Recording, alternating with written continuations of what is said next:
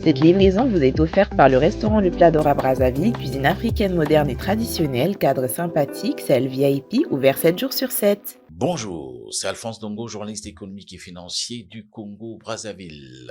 Une importante mission, notamment ce qu'on appelle mission technique du Fonds monétaire international, est attendue ici même à Brazzaville dans les tout prochains jours. Cela ne devrait nullement étonner ceux qui sont dans les arcanes de l'économie et des finances dans notre pays, puisque la situation que vit le Congo n'est pas assez reluisante. Et le Congo donc a été obligé, une fois de plus, de solliciter l'aide du Fonds monétaire international. Et pour cause, il faut noter qu'il y a deux paramètres qui concourent justement à cette sollicitude. Le premier, c'est que dans un environnement sous-régional marqué par des dérapages budgétaires, le manque de mise en œuvre des réformes du Fonds monétaire international, des pays comme la Guinée équatoriale, le Gabon qui traîne un tout petit peu les pas, a fini donc par finalement solliciter l'assistance du fonds. Le Cameroun, lui, il était déjà connu comme un pays qui fréquemment donc sollicite l'assistance des institutions de Bretton Woods, notamment donc du Fonds monétaire international. Le Tchad n'a pas de problème, la République centrafricaine non plus. Donc le problème se situe donc dans le cadre de la réforme macroéconomique engagée sur le plan sous-régional. Souvenez-vous qu'il y avait déjà un programme de réformes économiques édité par la CEMA, qui était d'ailleurs logé ici à Brazzaville, et cela rentre justement dans la droite ligne des recommandations qui ont toujours été faites à l'issue des sommets de Yaoundé, mais aussi très récemment ici à Brazzaville. Et on sait que du point de vue macroéconomique, la situation n'est pas reluisante. Je peux, n'est-ce pas, vous présenter déjà, comme vous le voyez, le tableau de réserve de change. Nous l'avons puisé sur le dernier rapport de la Banque mondiale, avril 2026. Vous voyez par exemple que le Cameroun est à 6,7 en termes de réserve de change, c'est-à-dire quand on dit 6,7, c'est-à-dire 6 mois et 6 mois et plus, donc plus de 6 mois en termes de réserve de change. Vous avez le Tchad qui en a 6 et vous avez, regardez, le Congo qui est donc pratiquement à 2,5 et quand vous regardez encore un peu plus bas, vous avez un pays comme le Gabon qui est à un mois seulement d'importation. Donc, des situations qui sont, n'est-ce pas, assez difficiles parce que pour ceux qui ne le comprennent pas, j'essaie d'expliquer pour la compréhension de nos mamans qui sont dans les Andes ou dans les marchés, n'est-ce pas, en Afrique centrale. Sachez que pour que nous puissions donc engager des importations, c'est-à-dire pour que nous puissions acheter les marchandises à l'extérieur, que ce soit en Chine, que ce soit en Inde, que ce soit en France, c'est-à-dire au niveau de l'Union européenne, pour ne parler que de nos meilleurs partenaires commerciaux, il faut que nous ayons ce qu'on appelle les devises. Les devises, c'est quoi? C'est l'argent que nous devons utiliser pour aller acheter des marchandises à l'extérieur. Et cet argent est généralement libellé dans le cadre de la réglementation internationale en dollars ou en euros. Et donc, ces euros et ces dollars sont générés par nos propres exportations, c'est-à-dire ce que nous vendons à l'extérieur.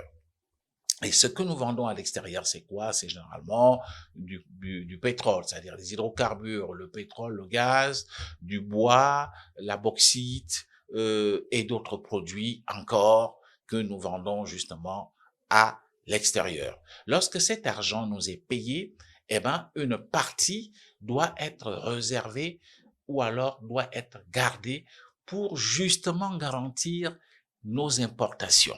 On appelle donc ça les réserves d'échange. Une partie doit être gardée pour justement garantir nos exportations, nos importations, tandis que l'autre, c'est cette partie qui revient dans les trésors de nos États via la Banque centrale. Donc voilà comment ça se passe de manière générale. Alors il s'avère que nous avons nous avons justement, à travers nos réserves de change, telles qu'on vient de le lire, cela voudrait dire que nous avons vendu moins à l'extérieur et nous importons, donc il nous faut importer. Pour importer, donc on calcule ça par mois pour dire voici le volume de ce que vous achetez à l'extérieur et donc on calcule, c'est un calcul qui se fait au niveau de la banque centrale parce que nous avons ce qu'on appelle les critères de convergence, c'est-à-dire que nous avons une banque centrale commune aux 6 États de la communauté économique et monétaire des États d'Afrique centrale. Et le Congo et d'autres pays, à l'exception du Cameroun et du Tchad, les 4 autres pays n'ont pas assez de réserves de change. C'est-à-dire que vous avez des pays, comme vous voyez, 1 mois, le Congo est à 2 mois et demi, ce qui est peu pour que on puisse vraiment avoir une solidité en termes de réserves de change. On exige, selon les institutions, selon ce qui est vraiment de mise, il faut être dans au moins 6 mois. Je pense que ceux qui suivent nos podcasts ont suivi récemment, on a fait un peu le point des réserves de change au niveau de toute l'Afrique grâce à ce rapport de la Banque mondiale. On s'est rendu compte que le pays qui détient le plus de moins en termes de réserves de change n'est que l'île Maurice. Alors, ce qui fait que sur le plan macroéconomique sous-régional, si nous n'avons pas assez de devises pour assurer nos importations, cela nous expose un tout petit peu à ce qu'on appelle la dévaluation du franc CFA. On en parle tout le temps, mais je ne voudrais pas qu'à force d'en parler, que ça devienne carrément un diable que nous avons ou un démon que nous avons invoqué pour qu'il vienne justement dans notre maison CEMAC. Vous savez, récemment, au niveau Citibank aux États-Unis, c'est-à-dire des gens qui travaillent quand même avec des grandes structures comme Bloomberg, sont en train de faire des projections en disant, si rien n'est fait, on peut éventuellement déboucher sur une dévaluation des francs CFA de la zone CEMAC. Mais ce n'est pas encore le cas. Mais ce qu'il faut noter, c'est que nous n'avons pas vraiment de bonnes réserves de change. Et puis notre taux de couverture, c'est-à-dire justement ce qui nous permet de couvrir nos importations, ce taux est quand même au-delà de 20%. Donc, ce qui n'est pas quand même très bien. Bon, alors en ce qui concerne donc le Congo, pour revenir à notre pays, c'est que nous dépendons non justement d'abord du cadre macroéconomique sous-régional, par luisant, le Congo étant lui-même aussi empêtré dans ses problèmes. Et quand le Congo est empêtré dans ses problèmes, le Gabon, la République centrafricaine, le Cameroun et ainsi de suite, eh ben tout cela fait que nous soyons exposés à des réformes dont du Fonds monétaire international. Le Fonds monétaire donc demande depuis quelque temps que tous les 6 États de la communauté puissent se mettre au même niveau de réformes qui sont justement impulsées par lui. Bon, il y a eu des réticences, certains pays, le Gabon ne voulait pas le faire, la Guinée équatoriale, mais le Gabon, on le sait, est déjà aujourd'hui très avancé dans son dossier avec le Fonds monétaire international. Pour les autres États, le Tchad, la Guinée, plutôt la République centrafricaine, le Cameroun, le problème ne se pose pas. Peut-être reste un tout petit peu la Guinée équatoriale. Alors, lorsqu'on sort de ce cadre donc macroéconomique sous-régional, on atterrit donc dans la situation qui est justement particulière à nous-mêmes, c'est-à-dire notre économie.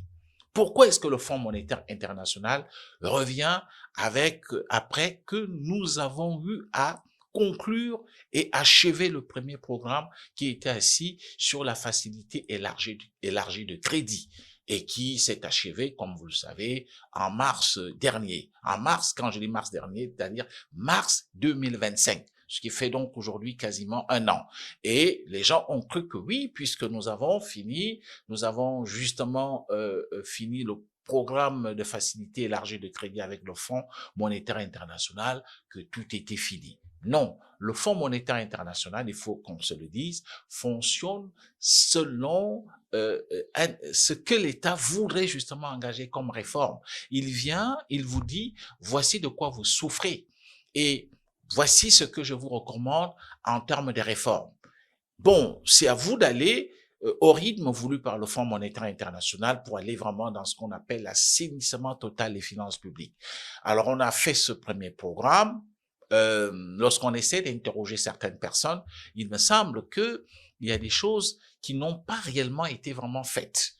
Bon, il faut qu'on se dise aussi une chose, hein, le Fonds monétaire international, c'est des gens comme vous et moi. Ce sont des gens qui viennent en mission ici à Brazzaville, dans d'autres pays, et puis qui après peuvent avoir parfois, si vous voulez, un peu de condescendance, un peu d'indulgence, et qui peuvent parfois approuver certaines choses. On l'a vu, je vais vous en parler tout à l'heure après. Je vous parlerai comment est-ce que le Congo est arrivé à l'initiative pays pauvres très endettés dans ce qu'on appelle le point d'achèvement. Bon, donc, dans le cas précis, nous avons achevé ce programme, mais est-ce qu'on l'avait vraiment bien réussi? Est-ce que le programme a été respecté dans les règles qu'il fallait? Et on se rend donc justement compte que au niveau de la mise sous programme de tous les 6 États de la communauté économique et monétaire des États d'Afrique centrale, il y a aussi notre propre situation. Vous voyez le niveau d'endettement, et aujourd'hui, selon les statistiques de la Banque mondiale, on est à 97,4% du produit intérieur brut. Je rappelle que selon les normes de convergence communautaire, ce qui voudrait dire que on a défini de manière générale pour les 6 États qu'il ne faut pas que le niveau d'endettement d'un État dépasse 70% de son produit intérieur brut. C'est-à-dire que vous ne pouvez pas être plus endetté à plus de 70% par rapport à ce que vous avez comme production de richesse. Et alors, ça fait que, si vous voulez bien, le produit intérieur brut du Congo tourne autour des 14 000 milliards de dollars. Bon, si vous essayez donc de regarder, ça veut dire que nous sommes au-delà de 70% de nos capacités de richesse, ce qui montre que notre capacité à rembourser cette dette devient un tout petit peu difficile au regard, n'est-ce pas, de ce que nous avons comme base productive.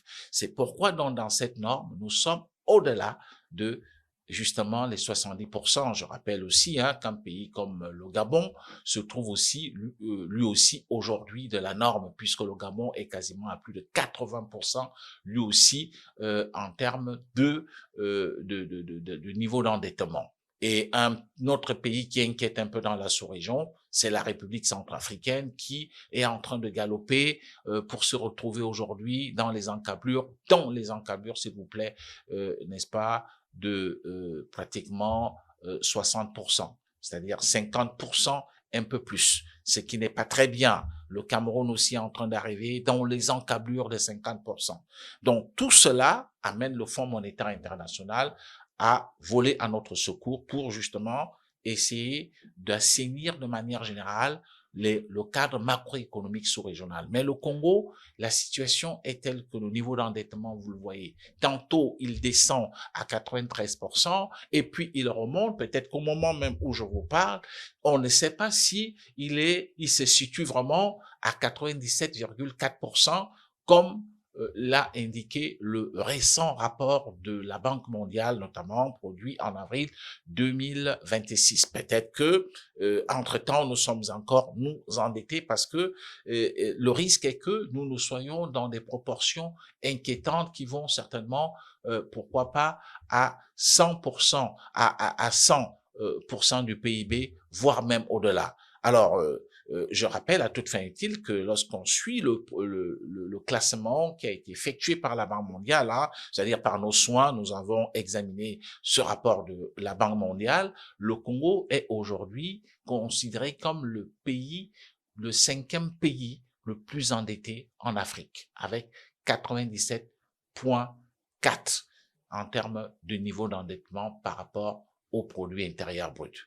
Bon, si vous voulez que je vous donne un peu comme ça, les autres pays, le premier, c'est justement le Soudan.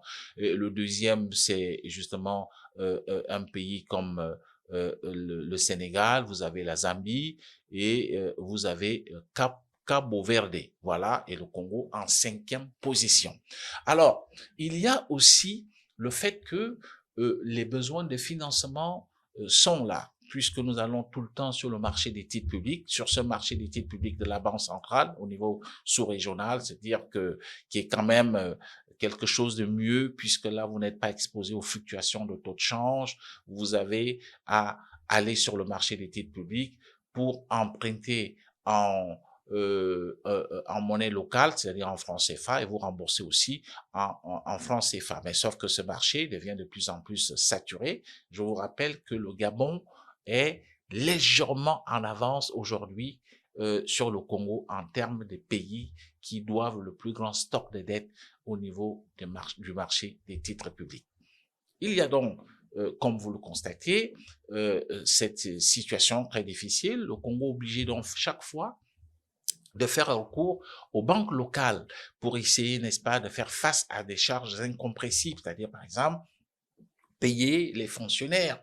On est obligé, une banque comme la Banque Postale est d'ailleurs une banque qui est longtemps exposée puisqu'elle a été obligée dans le cadre d'un prêt interbancaire de pouvoir lever plus de 400 milliards de francs CFA, n'est-ce pas, sur le marché interbancaire, c'est-à-dire que d'autres banques se sont jointes à la Banque Postale du Congo et ont mobilisé un montant qui avoisine les 400 milliards de francs CFA et cet argent a été, par exemple, prêté à l'État. Bon, cela quelque peu dérange au niveau de la Commission bancaire d'Afrique centrale et même de la BEAC, ce qui fait que, bon, tout ça crée ce qu'on appelle dans le langage, dans le jargon bancaire, l'effet d'éviction, c'est-à-dire que les banques aujourd'hui, de plus en plus, ne veulent vraiment plus prêter de l'argent aux entreprises, pas parce qu'elles veulent, mais parce que tout simplement, c'est plus lucratif de prêter de l'argent aux États avec ce qu'il y a comme commission à percevoir.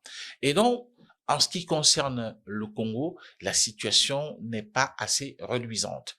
Là, il faut donc absolument, et le Congo est obligé, pour des raisons tout à fait évidentes, de solliciter l'assistance du Fonds monétaire international, parce que si nous n'allons pas nous ne passons pas par les fourches codines du Fonds monétaire international une fois de plus, nous sommes exposés à une situation financière très difficile. La mobilisation de ressources internes n'est pas vraiment optimisée, c'est-à-dire je parle des ressources qui permettent à un État de vivre, ressources propres.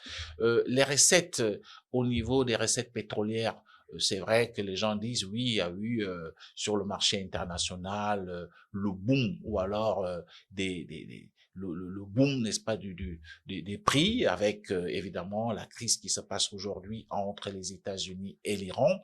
Mais il ne faut pas oublier une chose, c'est que nous avons contacté certaines dettes auprès des traders, comme on les appelle, Trafigura, Glencore et qu'en sais-je.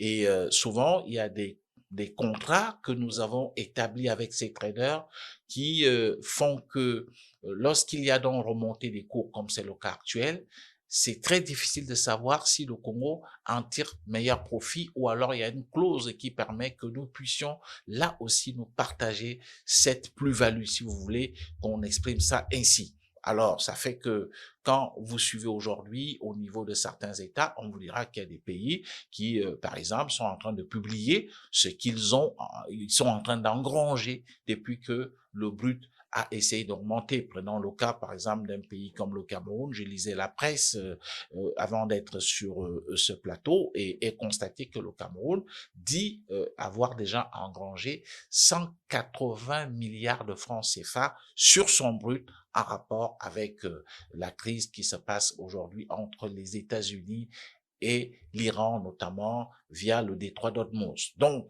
le Congo, jusqu'à présent, peut-être quand il y aura, on l'espère, le collectif budgétaire, parce qu'il y en aura, étant donné qu'il y a eu il y a eu des ministères en plus de ce qu'il y en avait avant, et puis peut-être qu'en ce moment, à travers ce collectif budgétaire, on va essayer de voir si le Congo a effectivement engrangé quelques ressources additionnelles à la faveur de cette crise entre les États-Unis et l'Iran.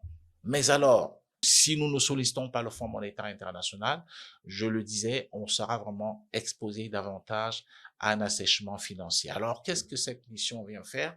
La mission, c'est justement nous aider à mobiliser davantage de ressources internes, c'est-à-dire à les sécuriser, savoir comment est-ce que on doit aujourd'hui conduire le pays pour qu'il n'y ait plus vraiment ce que nous constatons comme une espèce d'évaporation de recettes. Il faut les sécuriser, il faut les rentabiliser à travers la digitalisation, qui est un énorme chantier qui devrait justement occuper l'exécutif aujourd'hui. Ce sont des mesures qu'il faut prendre, mais il ne faut pas oublier certaines choses et il ne faut pas vraiment avoir peur de s'attaquer parfois à certains dossiers comme faire aujourd'hui l'inventaire exact du personnel ou alors des agents de la fonction publique.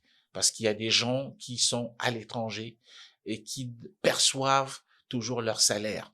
Il faut vraiment un véritable audit du fichier solde de la fonction publique.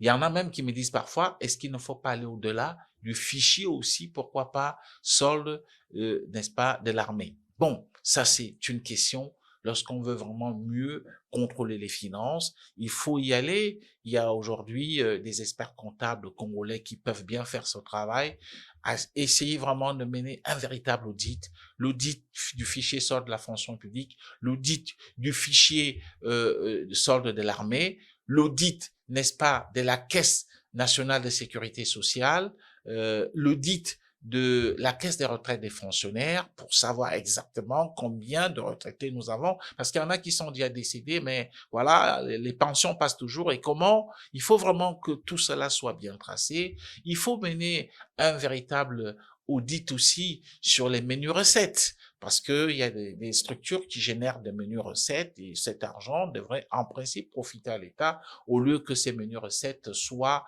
dans certains comptes bancaires. Donc, ce sont des choses, je pense que si on essaie de mettre les choses en bon ordre, il est fort probable que l'on puisse optimiser quand même le recouvrement de certaines recettes. Ça, c'est possible. Ça, c'est là évident. Il faut noter que le Congo, donc, qui s'engage cette fois-ci pour ce qui ne, parce que certaines personnes me posent la question, mais à quoi donc servi le récent programme de facilité élargie de crédit? Je leur dirais oui, il a servi à quelque chose parce que, par exemple, on a dû détacher la subvention que gérait souvent l'État, la subvention, n'est-ce pas, des hydrocarbures, enfin des produits pétroliers. L'État a été obligé, n'est-ce pas, de réduire cette subvention à une portion congrue, même si il reste encore quand même une autre partie que l'État finance pour ne pas vraiment sombrer, parce que le Fonds monétaire international, il faut le reconnaître, exigeait quand même que l'on puisse aller dans un prix de litre de carburant à plus de 1100 francs CFA, ce qui pourrait, voyez-vous, générer une inflation incroyable dans un contexte, n'est-ce pas, de paupérisation des populations. Cela n'a pas été du goût du gouvernement qui n'a pas vraiment voulu y accéder. Mais alors, il faut que le gouvernement négocie toujours avec des personnes qui sont vraiment d'une certaine stature parce que le Fonds monétaire vous respecte en fonction de ce qui sont ses principaux interlocuteurs, pas des gens qui sont légers, mais des gens qui sont solides, qui peuvent avoir des solutions alternatives, qui peuvent leur dire, nous ne pouvons pas faire ceci, nous ne pouvons faire cela, parce que si nous faisons telle chose, voici à quoi ça va nous exposer. Ce sont tous ceux qui sont donc sur le front de la négociation qui doivent jouer ce rôle. Pour vous donner, pour la petite histoire, savez-vous que le Congo courait depuis pratiquement 30 ans pour avoir un accord avec le Fonds monétaire international. Nous étions donc, s'il vous plaît, pendant la période post-conflit. C'est-à-dire que lorsque nous finissons cette histoire de la guerre du 5 juin, le ministre des Finances de l'époque, qui est nommé Mathias Zon, engage donc des négociations avec le Fonds monétaire international, ce qui permet d'ailleurs au Congo de bénéficier d'une aide d'urgence pour un pays qui sort d'une situation de guerre. Et donc, le Congo reprend langue avec le FMI, ce qui était très difficile auparavant parce que sous la période notamment où il y a eu des ministres où on a engagé ces négociations, notamment pendant la période monopartiste d'État, nous n'avons jamais pu signer un accord avec le Fonds monétaire international. Tout ce qu'on a engagé, programme d'ajustement structurel, programme d'ajustement structurel renforcé, le PAS, ça n'a vraiment jamais marché. Sous le régime de Pascal Lissouba, le ministre Ngila Mungunga Nkombo s'y était lancé, sans succès non plus. C'est Mathias Nzon donc qui reprend langue avec le Fonds monétaire international pendant la période post-conflit. Et puis, c'est lui qui réussit à arracher alors l'accord avec le Fonds monétaire international. C'est Rigobert Roger Andély dans ce qu'on appelait à l'époque l'atteinte du point d'achèvement dans le cadre de l'initiative Pays pauvres très endettés. Nous avons suivi toutes ces différentes phases à l'époque, d'autant plus que nous étions en Jeune Afrique Économie, et on suivrait vraiment ça ou pas. J'avais même eu accès au rapport confidentiel du Fonds monétaire international. Et donc, de grandes réformes ont été engagées, ce qui a permis d'ailleurs d'atteindre de ce qu'on appelait à l'époque le point de décision. C'était très difficile.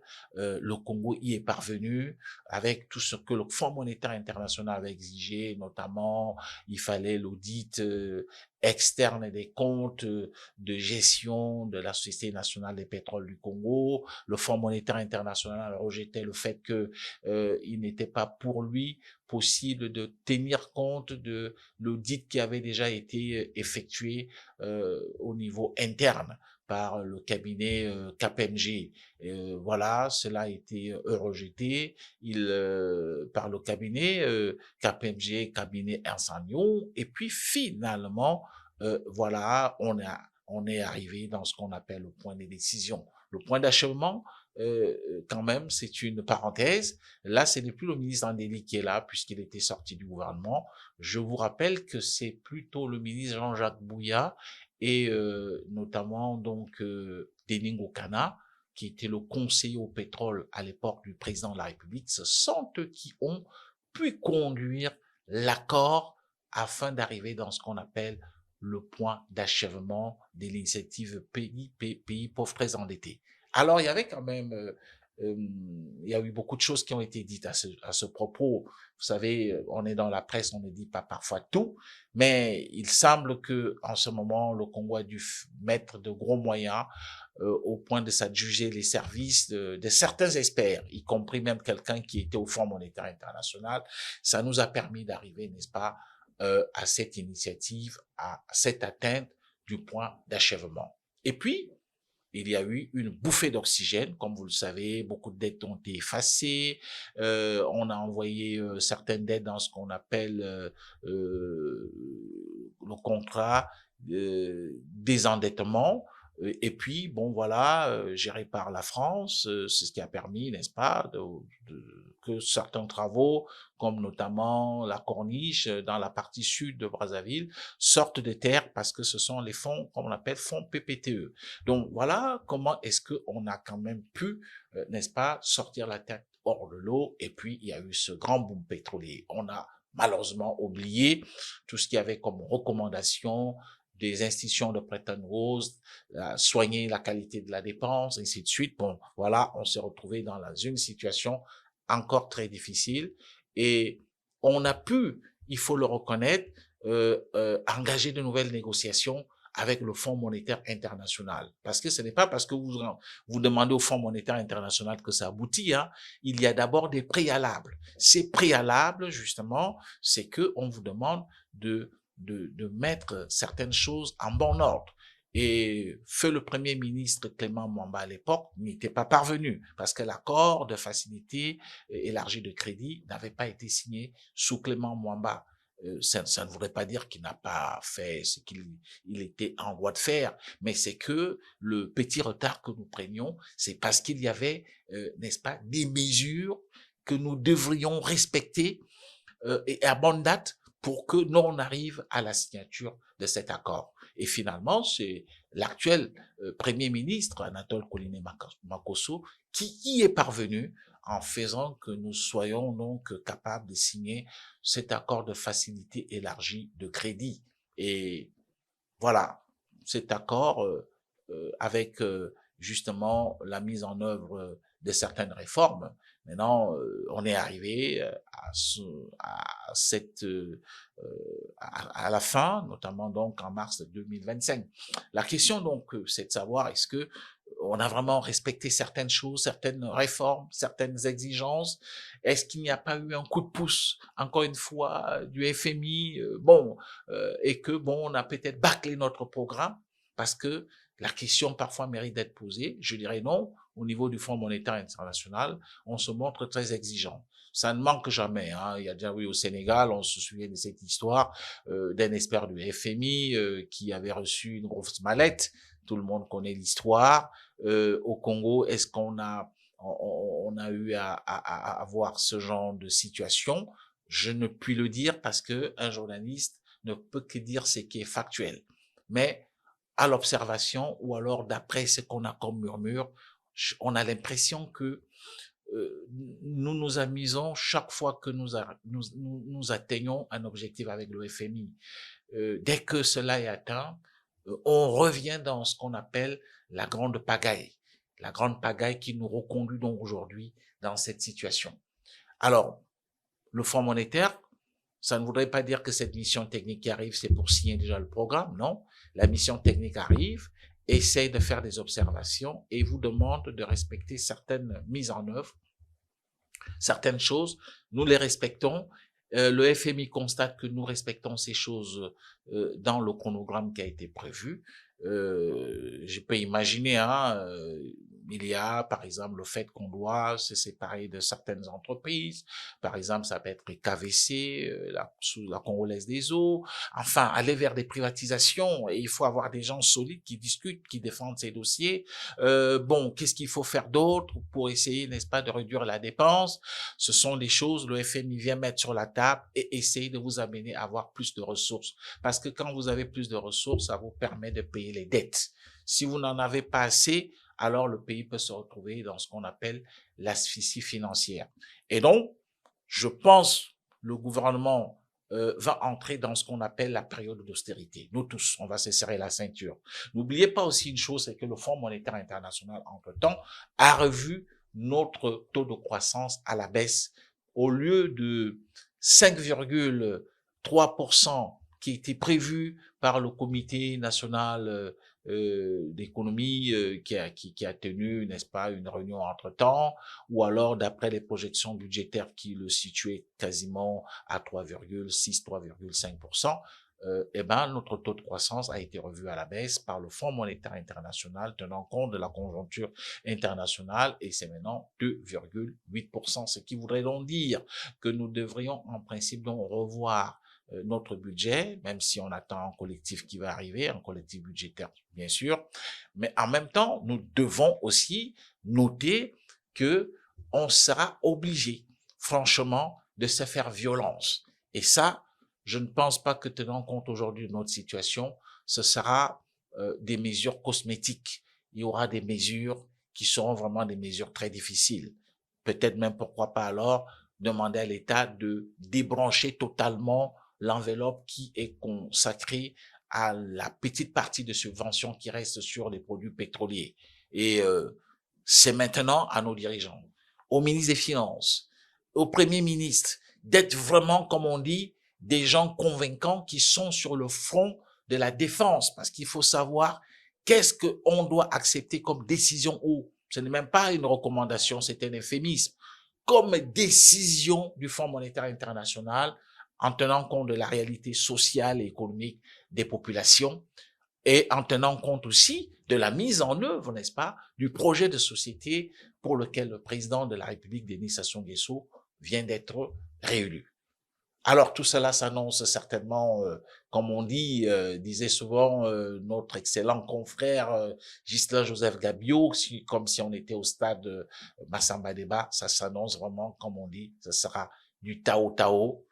D'un côté, les responsables du fonds qui viennent avec une feuille de route et qui vous demandent de l'appliquer, et d'un côté, les notes, c'est-à-dire l'exécutif, qui se met à la défensive, mais avec des gens sérieux, c'est-à-dire des gens qui sont respectés pour justement amener à trouver la bonne décision. Nous allons voir comment tout cela va se passer. Alphonse Ndongo, journaliste économique et financier, journaliste économique et financier du Congo-Brazzaville. Je vous prie de vous abonner sur notre chaîne Alphonse Ndongo TV pour être davantage informé sur tout ce qui a trait à l'économie, aux finances et au commerce. À très bientôt. Cette livraison vous a été offerte par le restaurant Le Plat d'Or à Brazzaville, cuisine africaine moderne et traditionnelle, cadre sympathique, salle VIP, ouvert 7 jours sur 7.